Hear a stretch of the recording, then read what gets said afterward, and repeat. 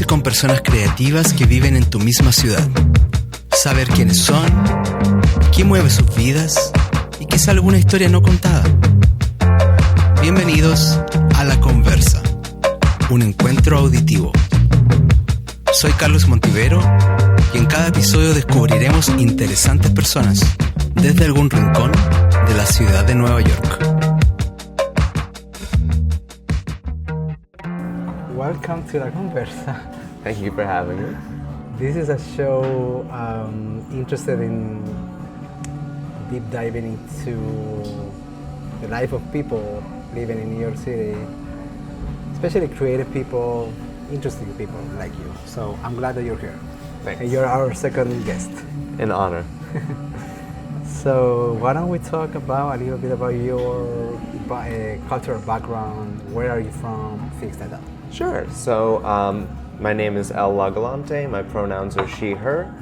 My family is like New Yorkers through and through. My great-grandparents came here from Italy and Greece and Puerto Rico in the early 20th century and have been here since.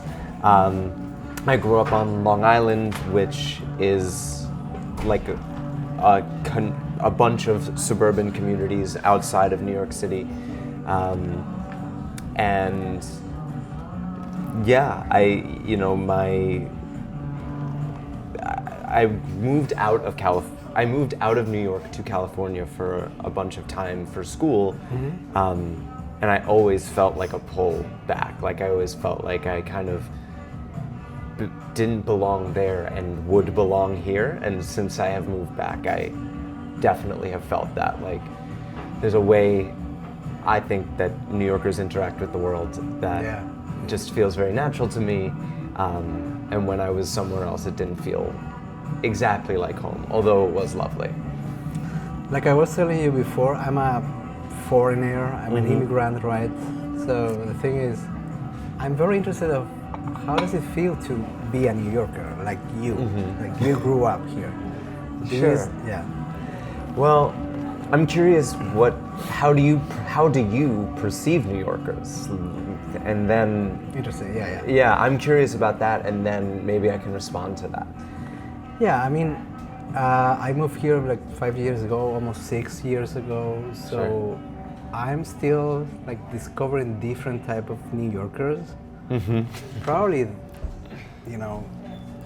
my experience, I wouldn't say is big enough to make a final, statement, but I think work-related relationships, in my opinion, are very complex in terms of it's very hard to connect in the workplace. In the 3 jobs that I have here, for me, it has been, a challenge to connect. So that's what I told you, I'm glad that we're doing this because, at some point we connected in through music, through art, things like that. On another side, I believe that New Yorkers are, I don't know, like very interesting people. That's what I'm doing this show. Yeah, sure. But I'm still discovering. That's what I'm having this conversation. I mean, I think... well, one thing I'll say is that, I lived in the suburbs, now I live in Brooklyn, and it is definitely kind of like there's a certain pace to the urban environment in New York that is really fast. It's very kind of like grind mindset oriented, that is not exactly shared in the suburbs. I think a lot of people move out of the city to escape that. And to your point of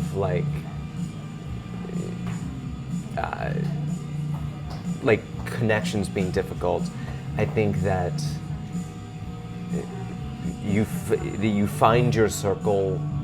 Whenever you find your circle, it's just kind of, that's it.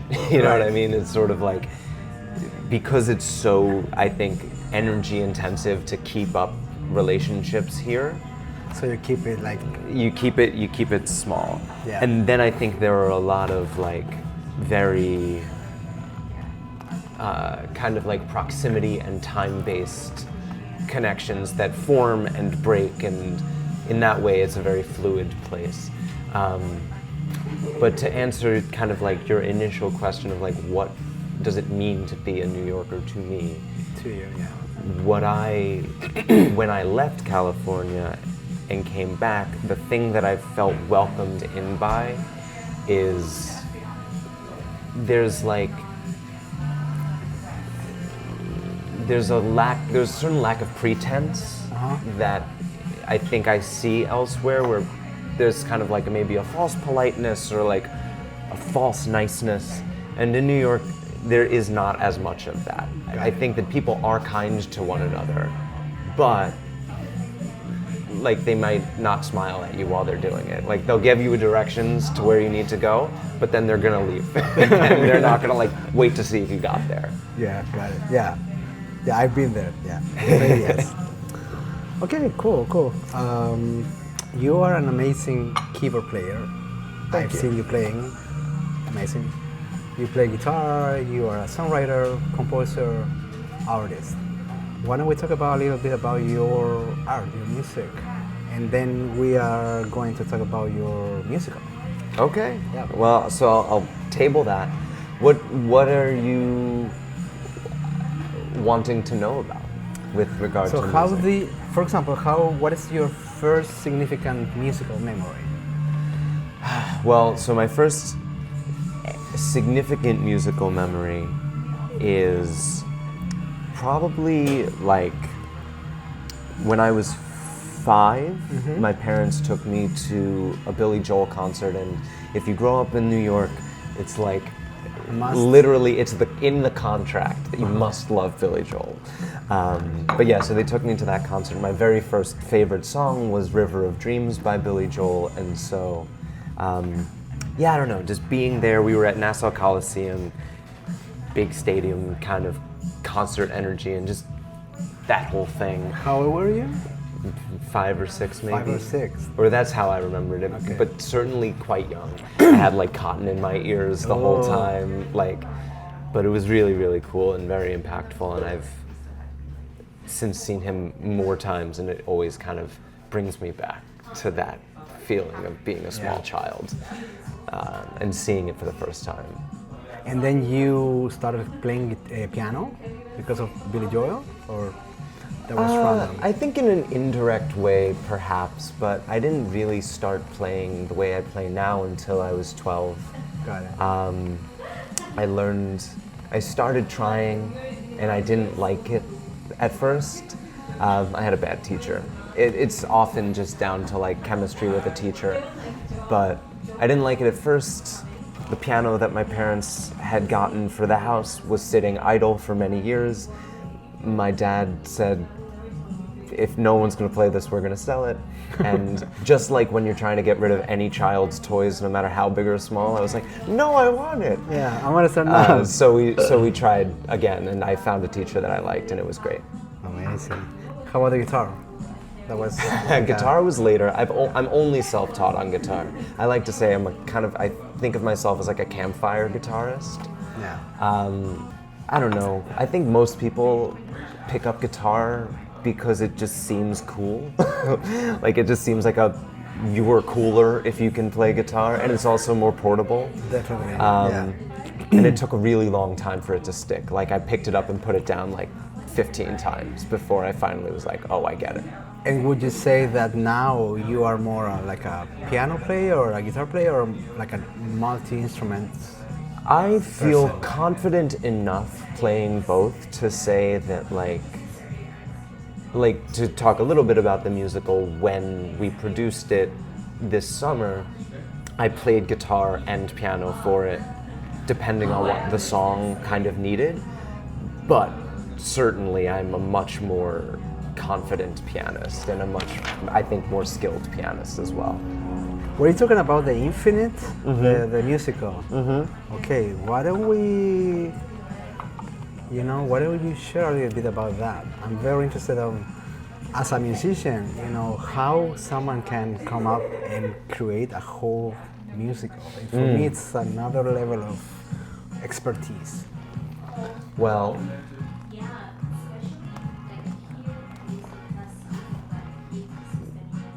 my first thought is to tell you about another significant musical memory, which is when I was 15. I had done musical theater as an actor in middle school, but then in high school I was doing sports, so I couldn't be in the play. So I begged my orchestra conductor to let me be in the pit band for our show, which happened to be Les Miserables. And she threw me a bone, gave me a very easy throwaway part that didn't even really need to be there. And then the primary pianist, who was a high school student, got fired from the high school pit band because he wasn't practicing enough, which is crazy. That's how you know, he really did not have his shit together. Whatever. We were all so young. But anyway, she gave it to me with a month to learn the whole thing, and I surprised myself being able to learn this whole show, and from that moment on I was really hooked, and I was like, I'm going to write musicals one day. And then I wrote a musical as my composition thesis in undergrad. Wow. Where I wrote the songs and somebody else wrote the book and directed it, and then this show has had many iterations, but the whole process is always song first. The songs kind of emerge from personal explorations that I'm doing, most songwriting, I would say. Whether it's me telling a story to suss out my internal feelings, or me writing directly about feelings that I have. So when you say songs, you're talking about music or lyrics in music, or which one? It kind of would goes depend, first? I would say. I think there's something that's so ephemeral about the creation of music, that when I try to look back and pin down what it looks like to make it, it is actually very difficult to answer the question. But I think that most often it starts with a small cell, whether that cell is a melody, Got it, yeah. or a line that is intriguing to me, or a chord progression that captures my imagination.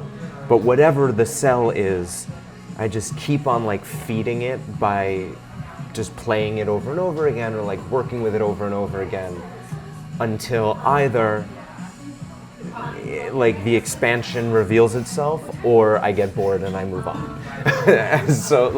So for these songs, they were all songs that I was kind of writing after I had graduated from undergrad and was kind of experiencing an internal distress that I later understood as a queer awakening that I was not fully able to integrate right away. Okay.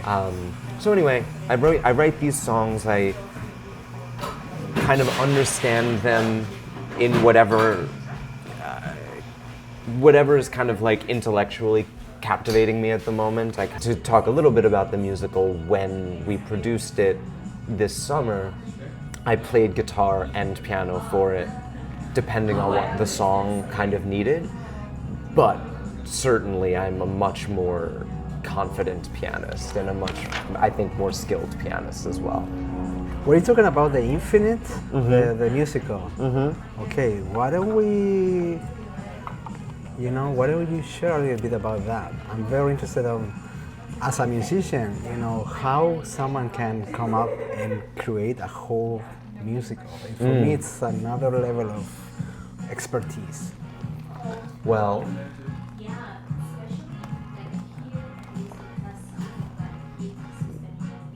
my first thought is to tell you about another significant musical memory, which is when I was 15. I had done musical theater as an actor in middle school, but then in high school I was doing sports, so I couldn't be in the play. So I begged my orchestra conductor to let me be in the pit band for our show, which happened to be Les Miserables. And she threw me a bone, gave me a very easy throwaway part that didn't even really need to be there. And then the primary pianist, who was a high school student, got fired from the high school pit band because he wasn't practicing enough, which is crazy. No. Like, that's how you know, like, he really did not have his shit together. Whatever. We were all so young. But anyway, she gave it to me with like a month to learn the whole thing, and I surprised myself being able to like learn this whole show, and from that moment on I was really hooked, and I was like, I'm going to write musicals one day. And then I wrote a musical as my composition thesis in undergrad. Wow. Where I wrote the songs and somebody else wrote the book and directed it, and then this show has had many iterations, but the whole process is always song first.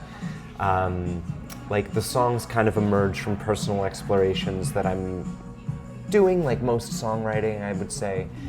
Whether it's like me telling a story to suss out my internal feelings, or me writing directly about feelings that I have. So when you say songs, you're talking about music or lyrics in music, or which it kind of would first? depend, I would say. Like, I think there's something that's so like ephemeral about the creation of music, that when I try to look back and like pin down what it looks like to make it, it is actually very difficult to answer the question. But I think that most often it starts with like a small cell, whether that cell is a melody, got it, yeah, or like a line that is intriguing to me, or a chord progression that captures my imagination.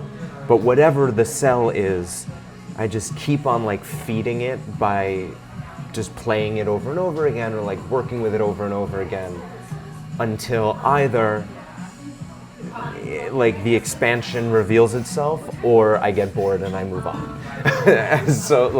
So for these songs, they were all songs that I was kind of writing after I had graduated from undergrad and was kind of experiencing an internal distress that I later understood as like a queer awakening that I was not fully able to integrate right away. Okay.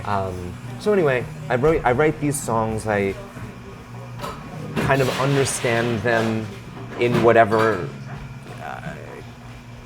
is kind of like intellectually captivating me at the moment. I kind of try to make sense, like put them together and thread them based on that, and tell a story about the world around me. So it's like, to write a musical, to put it succinctly, to write a musical for me means like personal musical explorations that I then try to apply to the world around me, so that it's about not just me, but about like what it's like to be a person in the world. And that's so it what has the to be a show is. story behind the musical. I love stories in songs. I think that for some people maybe the story is secondary, but for me I love putting them together into a story. It's just as important to me. So what's the story about Stella and Dana? Yes. The show is, Stella and Dana are two friends from childhood. For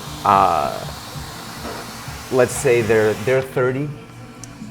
When they were graduating from high school, they separated. So one of them, Dana, goes away to school. Stella stays behind with her partner at the time, and they grow apart during the course of the kind of like 10 to 12 year gap there. Mm-hmm.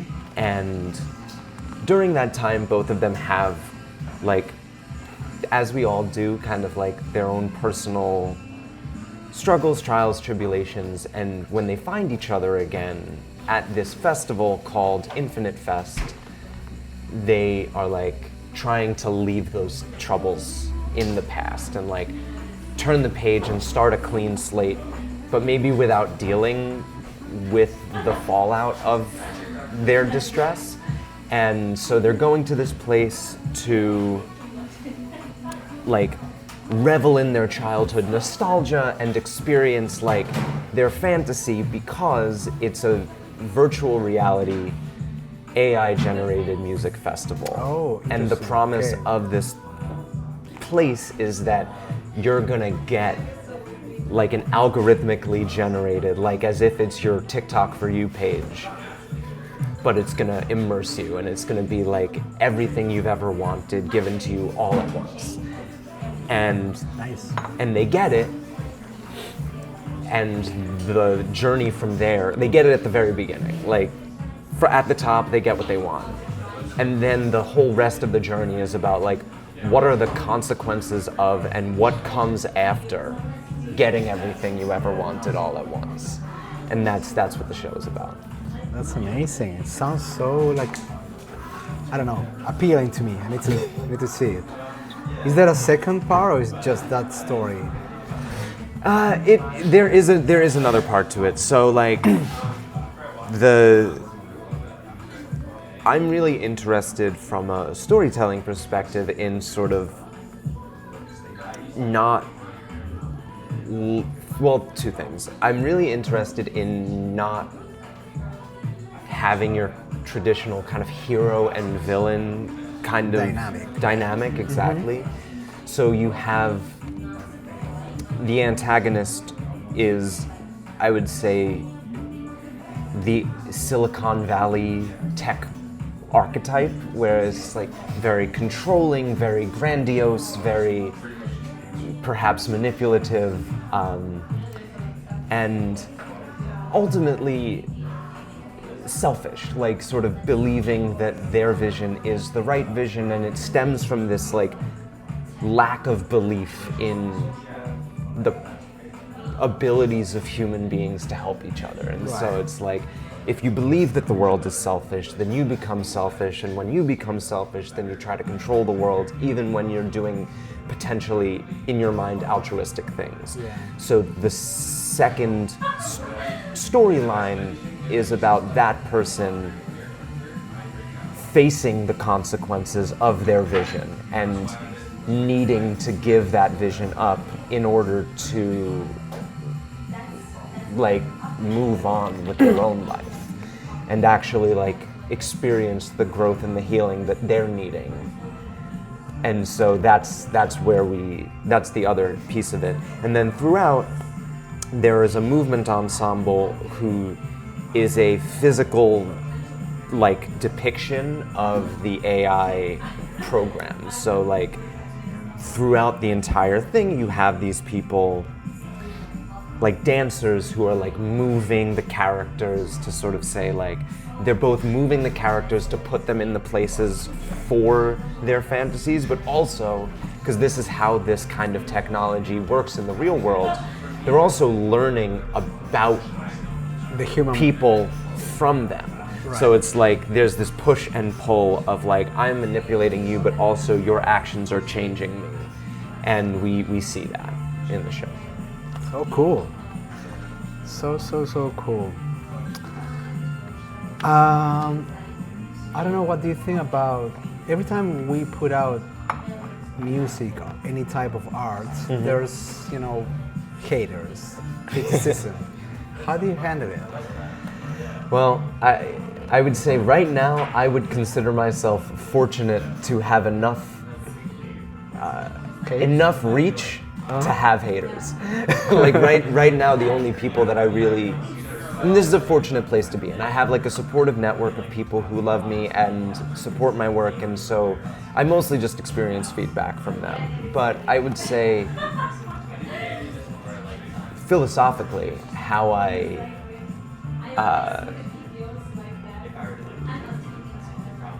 what I believe about criticism is that my reaction to it is the teacher. The criticism itself is not even really the point, or important in any meaningful way.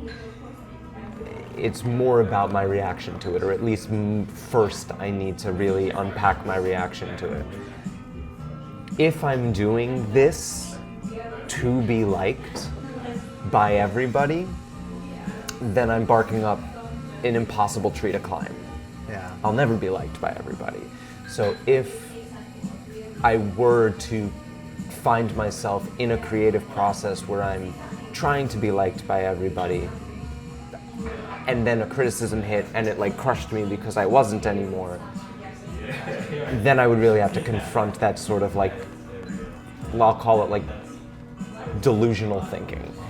And then perhaps within the criticism there is like a way that I can learn, not always by the way, but perhaps sometimes there's also something I can learn about my craft where it's like, okay, this person has a meaningful thing to say about how this such and such was derivative or such and such was not, it had potential that was unrealized or something like this. So if a person were to give a criticism that had that kind of a character, then after I sort of tended to my ego, I could learn from it. Yeah. More on the positive side, like giving you a positive feedback would make you feel like you're learning something of it. I want to try to learn from as much as I can, you know. I remember, I think yesterday or a couple of days before, I told you that for me you are a very distinctible or noticeable personality, which I appreciate. From the beginning I met you. So do you see yourself like that? I like myself. I don't know. Like your opinion is always like your opinion. It's not in a bad way. Yeah, you know, yeah. You always like share your points of view with a very, first of all, clear way that for me as a listener, thinking about that English is not my first language, I really appreciate it because everything you say, for me is like honey and milk. It's so easy to digest. Whereas other people, you know, I'm like, have to be like this, trying to pay attention because of the way they speak. Uh-huh.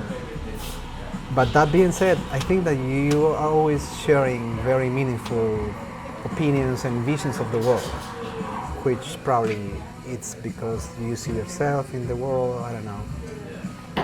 Yeah, I mean, thank you. That's very kind words. I think that for me, like, well, first of all, I think I've learned a lot about the world from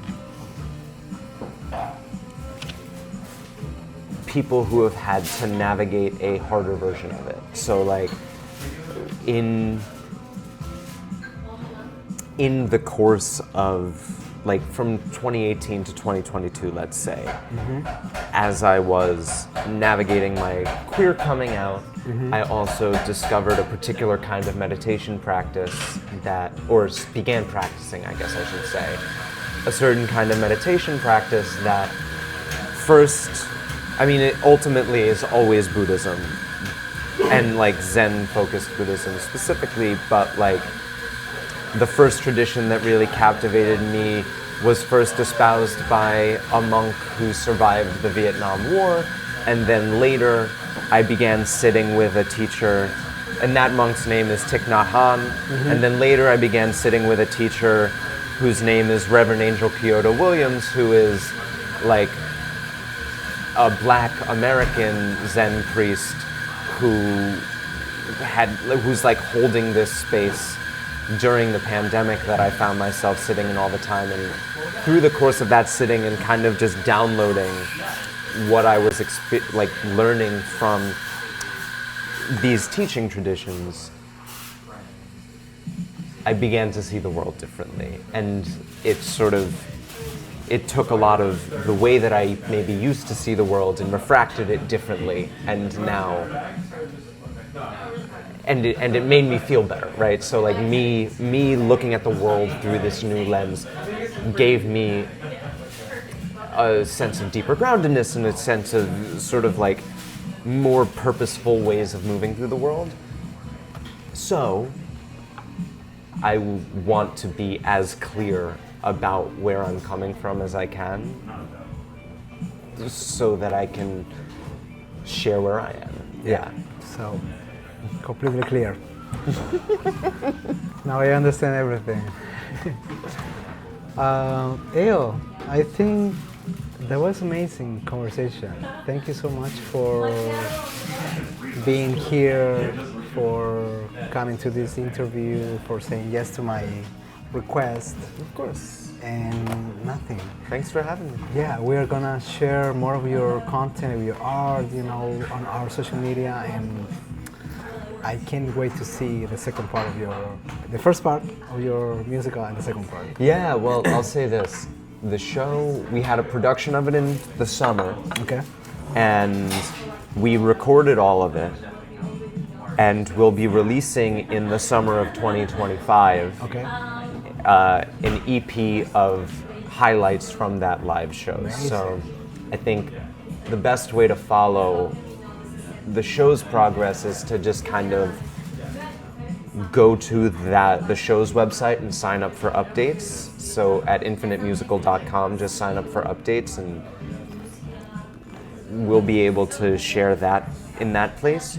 And also there you'll find the first set of songs from the show that we recorded back in 2018. Nice. So there's a lot there, and then in 2025 there's going to be a lot more of my work that comes after Infinite. Like I'll be releasing things more frequently. Like more on the songwriter. Yeah, I'll be releasing content? more of my compositional content. First through SoundCloud.